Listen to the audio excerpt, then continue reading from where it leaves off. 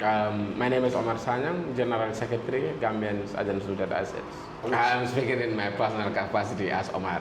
The Chief Justice, we've seen that we will have a new Chief Justice. It's just been announced in some news media that by tomorrow or so, very soon, the new Chief Justice will be sworn in. However, there has been a lot of concern that has been raised. We've seen the Gambia Bar Association raise serious concerns, saying that the Chief Justice is not eligible, and even threatening that, you know, they might take legal action if need to. What's your view about the Chief Justice that could be appointed very shortly? So, thank you very much, Flex. And I think one thing that we must all pay attention to is the legality of the new Chief Justice. And let's say the custodians of our Constitution who interacts with the Constitution on a daily basis, if they argue, if they come into unanimous agreement and they argued on something that they said is illegal, then people is unconstitutional. People must really pay attention to that. So that being the case, my point is I am going to be in solidarity with the Gambia Bar Association on this, because I know that they have a very strong backings that backs them constitutionally, so that they can take the issue to court. And coming fast forward, Flex, the issue of Chief Justice is not just any ordinary issue, or it is not just any ordinary office that one should occupy. It must be occupied by someone that the Constitution clearly stipulates should occupy it.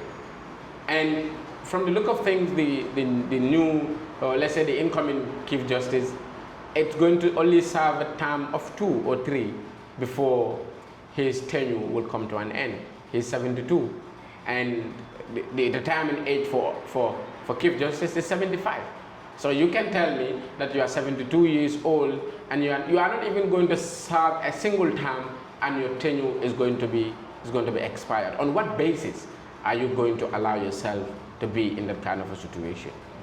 So that is questionable, and people must pay attention to it. So just like I said, I'm in full solidarity with the Gambia Bar Association on this, and I agree with everything that they say on this, and I'm going to be with them in solidarity forever as far as this case is concerned. Just looking at the implications and the impact, the possible impact that this could have blowback. I mean, one of the concerns is that, like we already highlighted, that the lawyers have raised up a concern, and that this thing might even take a legal dimension, that is the constitutionality of the appointment of the Chief Justice. So that's one, a lawsuit could surface. And secondly, we have also seen that the elections is coming. It's just around the corner. And if there is any legal dispute, this thing will have to go to the courts as well. Given all these concerns, how do you see the impact or the implication of this appointment it could have on the country going forward? Yeah, so just like I said, if the Gambia Bar Association threatens the government of a legal action against the incoming Chief Justice, then they have a very strong ground. And we all know how legal battles operate in this country. They're going to take us forever to, you know, to get them done. And so now, on what basis am I going to work with, if I am going to be the Chief Justice, if the Gambia Bar Association is against my appointment, then there is no need for me to take up that responsibility. Because at the end of the day, you should be working with legal minds. And there is no other legal mind in this country that is far more better than the Gambia Bar Association. Because that is where all lawyers and, you know, other legal luminaries are at. So I feel like the government should also pay attention to the penalties when they appoint when they swear in the new Chief Justice, because it can have a lot of illegal implications, and that can take the country forever, and it can also cost the country financially, because we all understand that this country solely relies on loans and grants and maybe tax, and that alone cannot even sustain the ordinary Gambians. So we cannot be wasting millions of dollars on legal battles that does not directly affect the lives and the livelihood of Gambian people.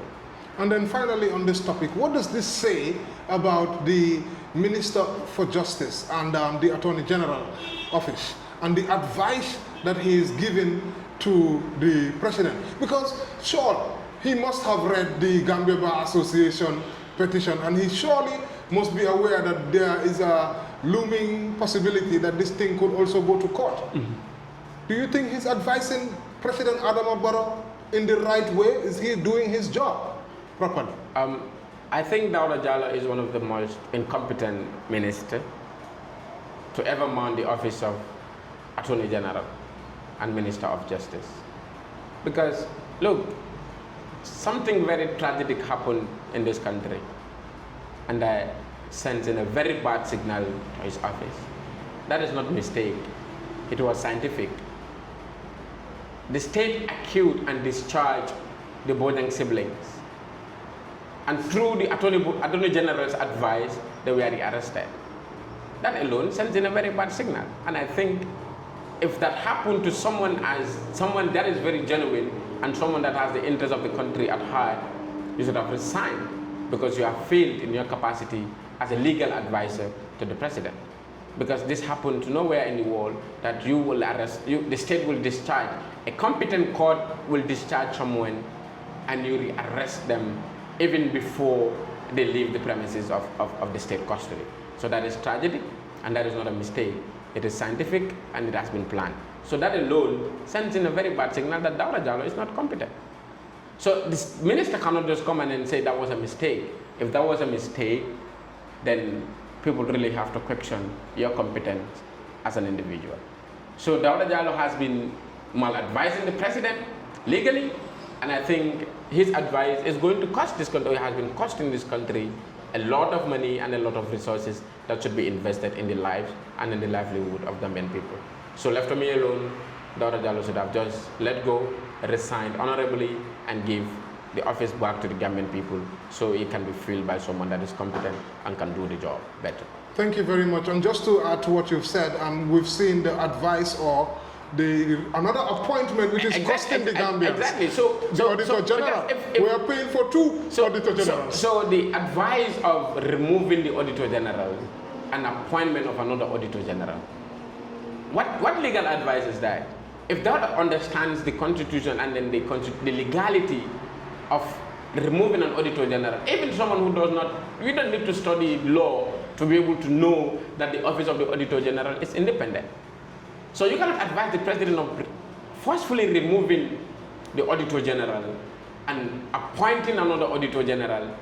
Now the state is at a very funny situation that because of Dawda Jallow's advice, the state is going to pay millions of dollars to Modou Ceesay because the court has declared that his removal was unconstitutional.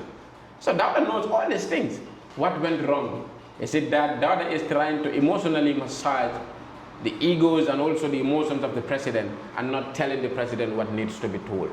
So I think, and again, coming to the new Chief Justice case, the Chief Justice that is not going to serve even a term. You are 72 and you are retiring. You are at 75.